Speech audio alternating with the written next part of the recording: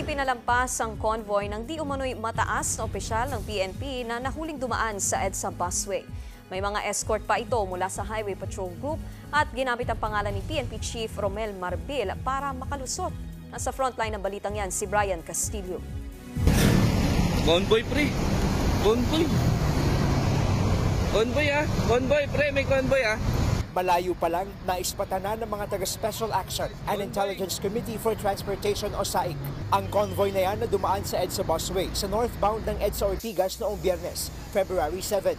Naka-blinkers ang puting van at may escort pang mga taga-PNP Highway Patrol Group. Nang makita ang mga enforcer, sinubukan pang kumabig ng convoy palabas ng busway. Pero pinara pa rin sila ng mga taga-SAIC. Ayon sa mga enforcer, pag-aari mismo ng PNP HPG ang convoy at mataas na opisyal daw ng PNP ang sakay nito sa isang angkuhan ng SAIC. Ginamit pa ng pulis ang pangalan ni PNP Chief Romel Marbil para hindi sila mahuli. Baka pwede natin pagbigyan muna na concert ka. Pati yung nagre-request pati si Chief PNP namin.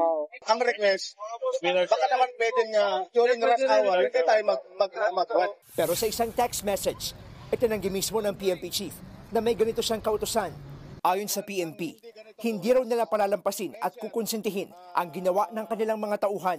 Pero pinabulaanan nila ang sinabi ng SAIC na minura at minaliit ng pulis ang mga enforcer. Hindi po minura ng ating pong mga tropa ng Highway Patrol Group. Ito pong kasamaan po natin sa NGO ng DOTR. Inaalam na rin daw ng PNP HPG kung totoo ang report na high-ranking official nga nila ang sakay ng pinarang van. Habang gumugulong ang investigasyon, inalis muna sa pwesto ang 3 tauhan ng PNP HPG. Bukod sa convoy ng PNP, sinita rin ng SAIC nitong linggo ang convoy ng itim na van at SUV na ito na dumaan din sa busway sa Ortigas.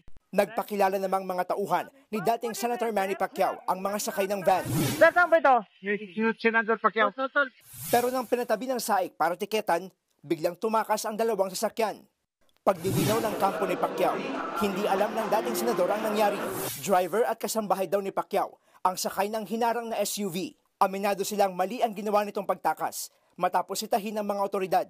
Kaya naman pinagalitan na raw nila ang tumakas na driver saka inutusang bumalik para tanggapin ang ticket. Humingi na sila ng paumanhin at nangakong hindi na ito mauulit. Ayon naman sa SAIC, inendorso na ang kaso sa LTO para pagpaliwanagin ang driver. Nagbabalita mula sa frontline. Brian Castillo, News 5.